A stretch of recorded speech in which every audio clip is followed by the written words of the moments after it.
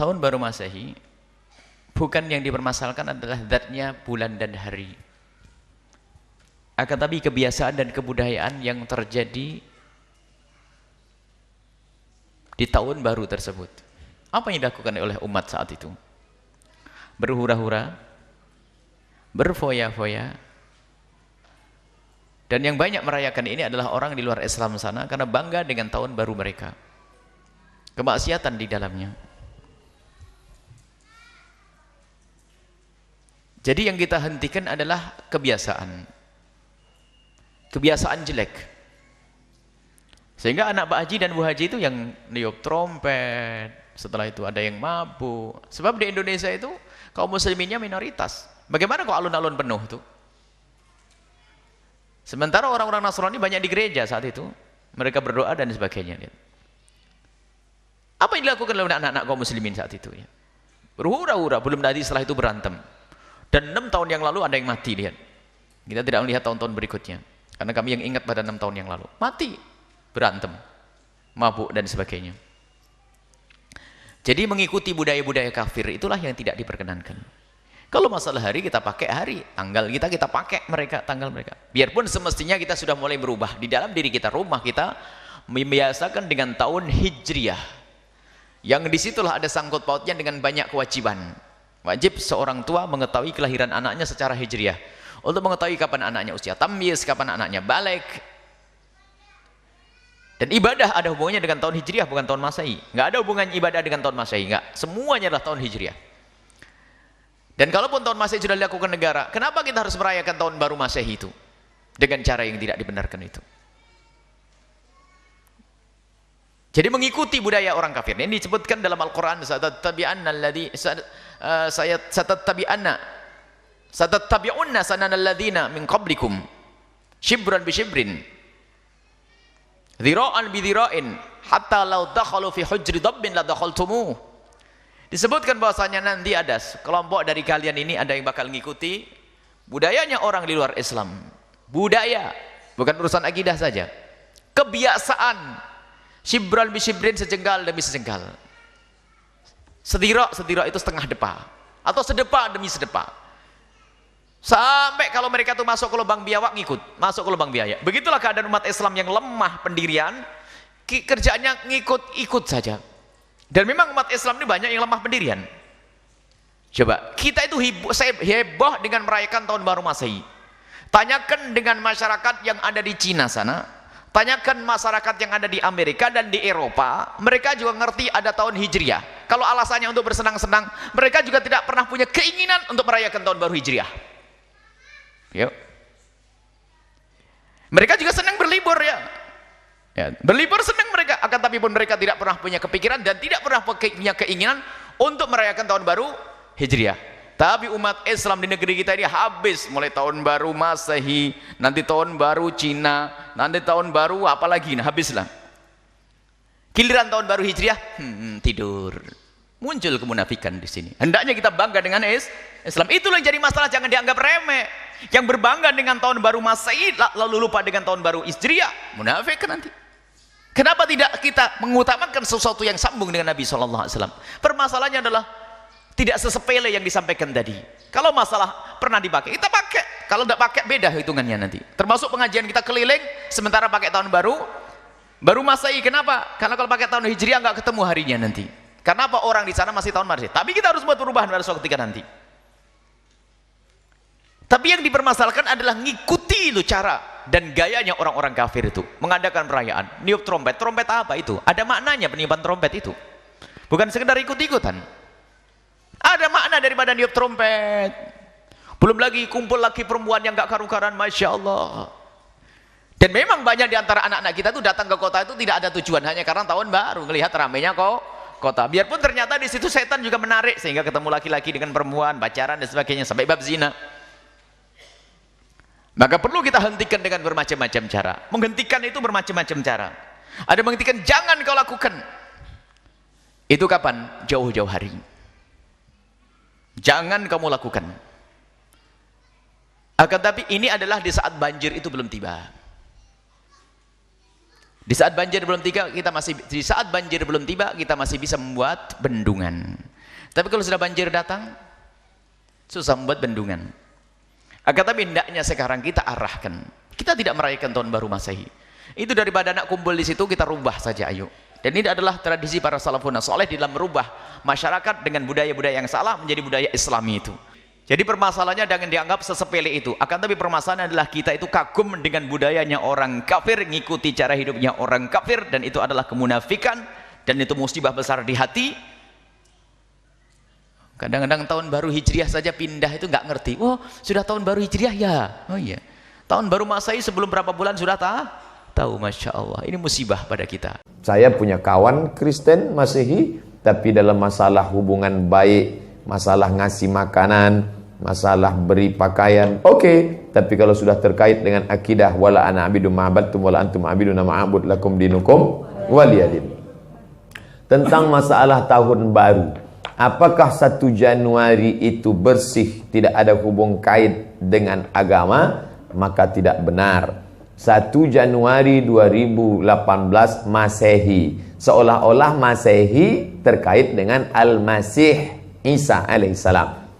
Itu kalender dibuat oleh Kaisar Julian dari Romawi kuno. Kaisar Julian membuat kalender, maka dibuat nama dia Kaisar Julian, maka disebut Julian kalender. Lalu kemudian Julian kalender dibawa ke Vatikan, dirubah oleh Kaisar Raja Pendeta Paus Vatikan bernama Paus Gregorius. Maka sampai sekarang disebut dia dengan Gregorian Calendar. Lalu kemudian ketika terbentuk PBB, United Nation, Persatuan Bangsa-Bangsa, bingung mau pakai kalender apa? Di dunia banyak sekali kalender. Maka diseragamkanlah, dipakailah Gregorian Calendar. Yang sebelumnya kita kerajaan Pasundan, kerajaan Demak, kerajaan Riau, Sendripura itu pakai kalender Hijriah. Termasuk Yogyakarta pakai kalender Saka, karena Sultan Agung Jawa mengkawinkan antara kalender Jawa dengan kalender Hijriah, karena ingin mendamaikan antara Jawa dengan Islam. Maka setiap menyambut tahun baru Saka sekaligus menyambut tahun baru Hijriah. Kalender Masehi muncul belakangan, tidak tepat penisbatannya kepada Al-Masih karena Isa tidak tahu menahu tentang itu. Itu murni diambil oleh Kaisar Gregorius yang diambilnya ke Vatikan menjadi Gregorian kalender. Jadi kita menyatakan tahun baru, betul tahun baru, tapi tahun baru Romawi. Tahun baru Romawi, jangan kaitkan kepada Isa alaihissalam. Dia masih terkait. Adapun tahun baru Jepang tak ada terkait dengan akidah. Nah, ini tahun kalender yang baru. Tidak meyakini bahwa dengan kalender yang baru ini nasib berubah menjadi baru. Siapa yang asap malam itu paling banyak mengepul ke atas, maka rezekinya yang paling murah. Lalu membakar ayam sampai 2000 ekor. Nah, oleh sebab itu saya anjurkan anak-anak muda, remaja-remaja masjid, tanggal 31 malam tanggal 1 setiap masjid semuanya buat kajian, iktikaf, zikir, muhasabah supaya jangan keluyuran ke sana kemari. Hanya 2 saja. Anak-anak muda pergi ke masjid mulai jam 10, jam 11, jam 12, jam 1, jam 2 atau habis isya tidur. Saya nggak bisa tidur Pak Ustadz, biasa malam kalau nggak bisa tidur habis isya makan antimo 2. Nguap tidur langsung. Itu saja. Adapun nanti Ustadz malam tahun baru apakah buat muhasabah di masjid? Enggak. Saya berangkat 28, 29 umroh, maka tahun baru di Madinah. Tahun lalu juga begitu. Tapi tahun sebelumnya dibuat acara muhasabah. Wallahu a'lam. Mungkin sebagian kita mengatakan hanya perayaan tahun baru. Jemaah rahimakumullah. Allah Azza wa Jalla berfirman di surat Al-Baqarah ayat 120. Allah mengatakan walan tarda anka al-yahud walan nasara hatta tattabi'a millatahum. Qul innal huda hudallah wa la in ittaba'ta ahwa'ahum ba'da alladhi ja'aka minal haqq ma laka minallahi min wali wala nasir. Allah mengatakan kepada Rasulnya, kepada Nabi kita Muhammad alaihi salatu wassalam, bahwa orang-orang Yahudi dan orang-orang Nasara mereka tidak akan pernah ridho Mereka tidak akan pernah puas sampai kalian mengikuti ajaran mereka. Nggak akan pernah puas.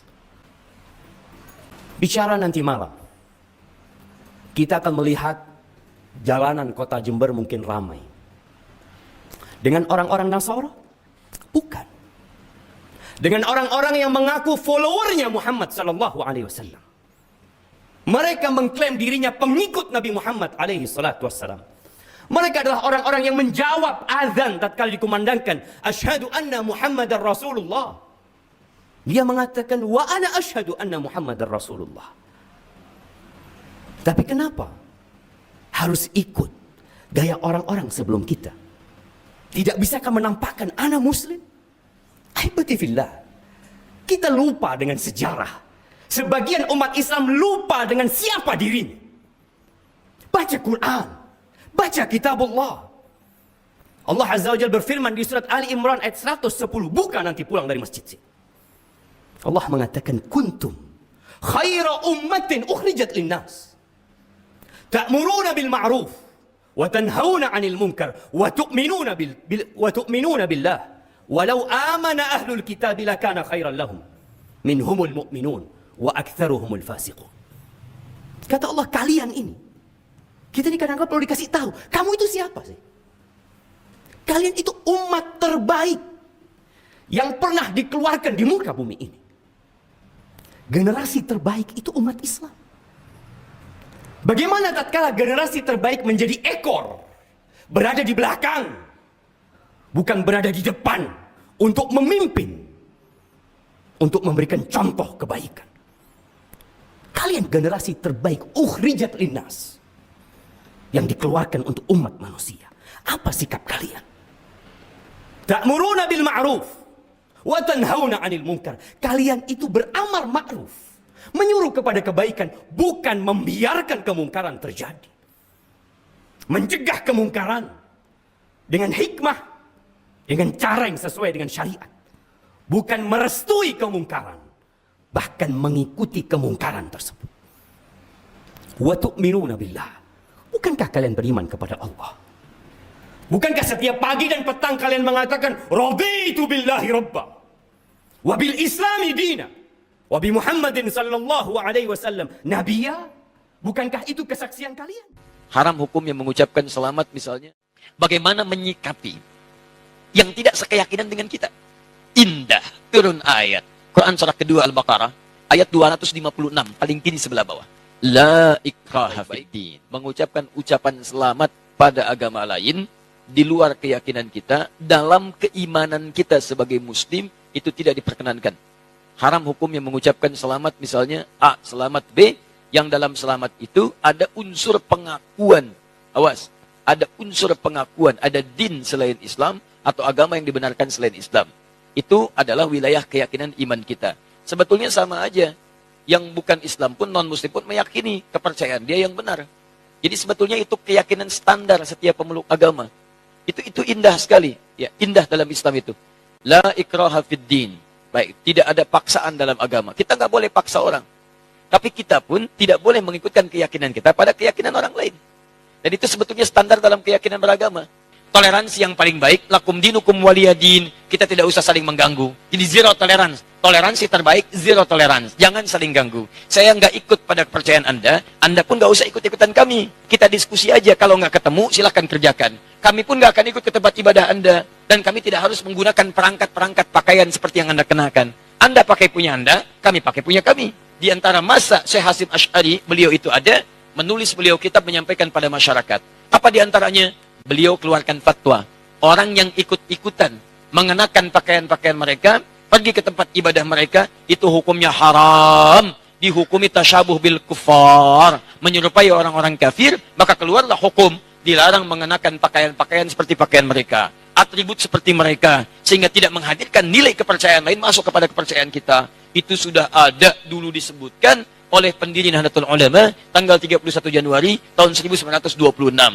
Jadi kalau sekarang ada pertanyaan lagi, apa Ustadz, apa hukumnya menggunakan topi ini? Ya, apa hukumnya memasang pohon-pohon ini? Sampaikan, itu pertanyaan sudah diajukan sudah lama. dari sejak masa Mbah Hasyim Asy'ari. Jawaban beliau begini. Kalau ada ulama memberikan fatwa yang berbeda, sampaikan, maaf Pak, Anda telat.